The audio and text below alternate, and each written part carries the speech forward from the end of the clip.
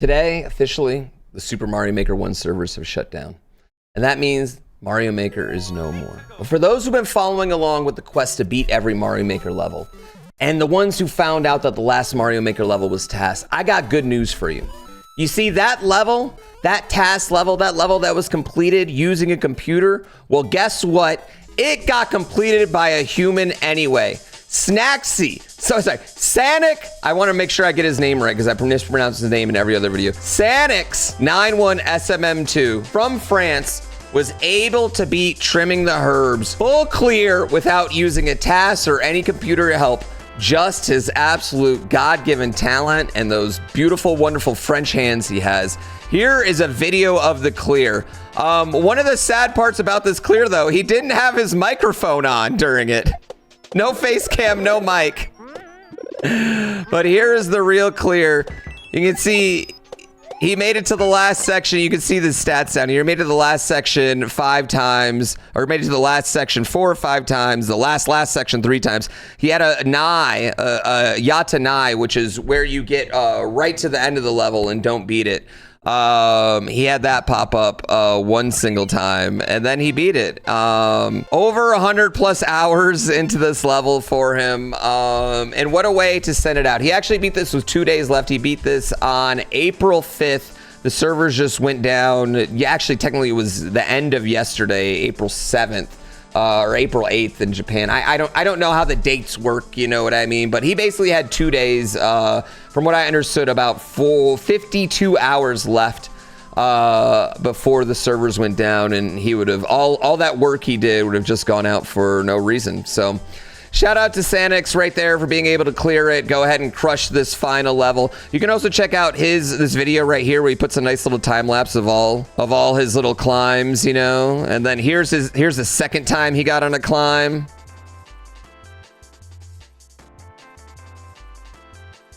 And you can see just barely didn't get it. Just barely. Anyway, this is just an incredible accomplishment, ridiculous, insane, and I'm just incredibly 140 hours it took him to do. This 14-second level. You can see chat just loses its mind. And one thing that happened, like after it, the word just kind of spread around the community. Everyone was streaming. My viewers went in there. Everybody's viewers just went in there. It was super, super awesome. And then he put on his microphone. No way.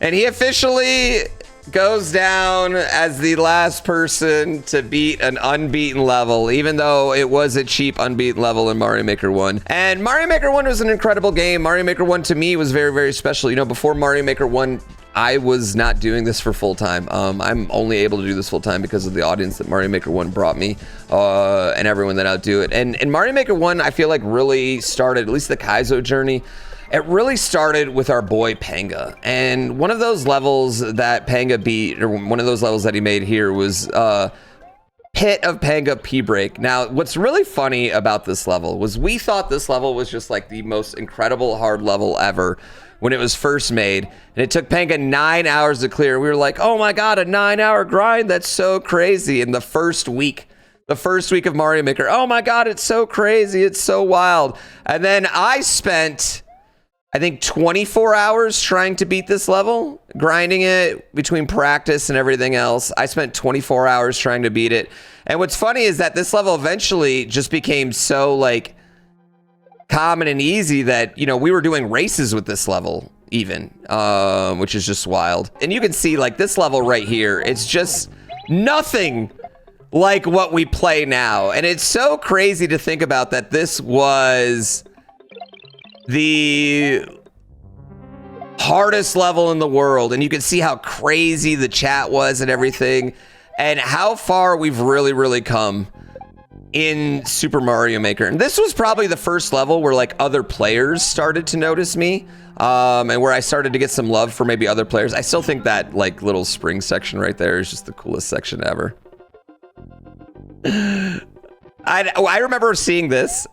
I thought this was just like, that blew my mind that that was possible for any human to do.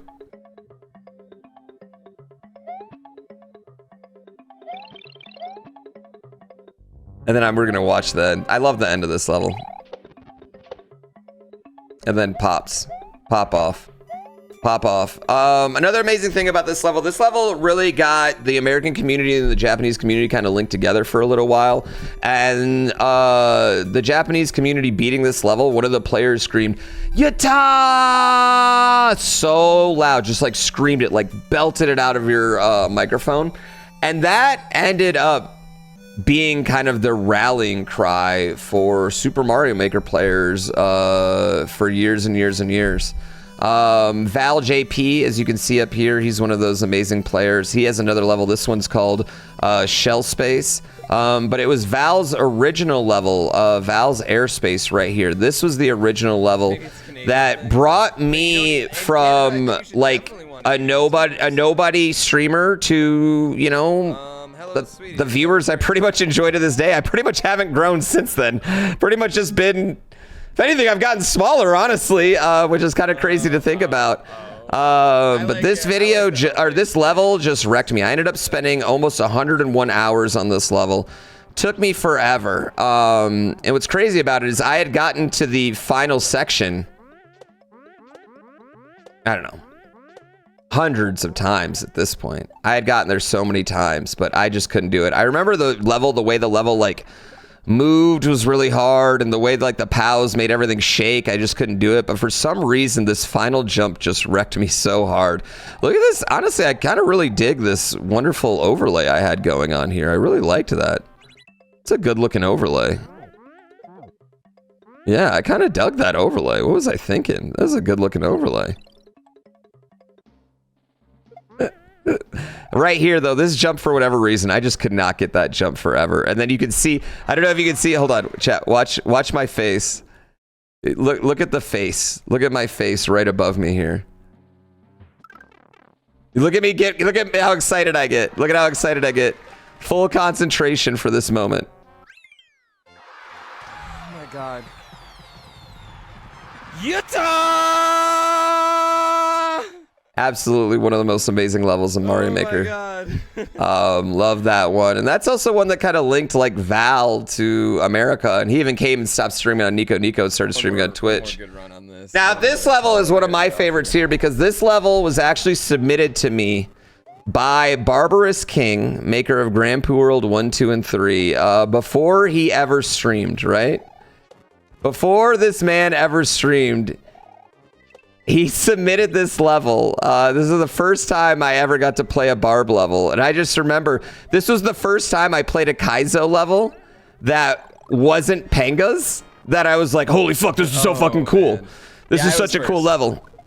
Oh my god, you can see my bad recording equipment here too, even. Like, nothing was working.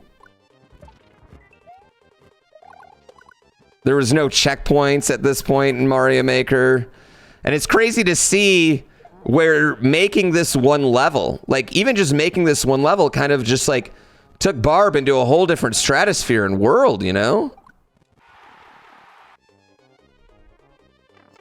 And it's so cool to see, like, now this video only has 4.2 thousand views on it, which is just kind of crazy and hilarious. It's so just great to see where he came from. Of course, there's, you know, all the unbeatable levels. Bomb 5, which was a TAS level. There's Pit of Panga U-Break, which was another one of his most incredible levels. My favorite level ever had to be, my favorite Panga level ever was Bomb Voyage, which is another one of his really, really early levels. Another one of his really, really early levels. I just thought this level was so cool. I'm going to show you guys specifically. I thought this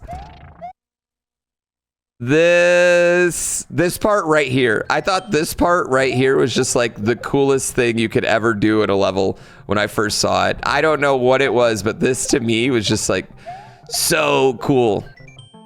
Hold on, I want you guys to see it. Yeah. No. No, I don't know why it was just so cool to me.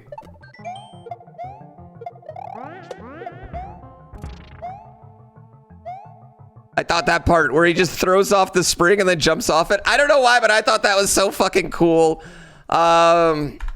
But there were so many just incredible levels and incredible moments that happened from Super Mario Maker 1, and it really bred so many things, such as like Kaizo Coliseum. Now that bred out of the relationships we made from Super Mario Maker 1. It used to be called Mario Maker Coliseum, then Mario Masters Coliseum, and now it's just called Kaizo Coliseum, which is really crazy. And it's just kind of really sad to see it go. And while I haven't been able to play because my Wii U's been busted for a long time, it is really just one of those things where you're just kind of like, it's the end of an era. This game came out in 2015 now. It's been out for 9 years. I've been a full-time streamer now for 8 years, directly related to that. And it's very, very weird to see that just end. And it just makes me wonder if there's a way that we can maybe do this online game thing a little bit better. I'm going to talk about that in my next video, so be sure to check that out. But anyway, I just want to give a big send-off to Mario Maker 1 and all the favorite levels. Tell me, what was your favorite level? Who was your favorite player? What was your favorite race? What is your favorite memory from Super Mario Maker 1? Please leave them in the comments. Don't forget to subscribe and like, and we'll catch you guys in the next video. Peace, bye.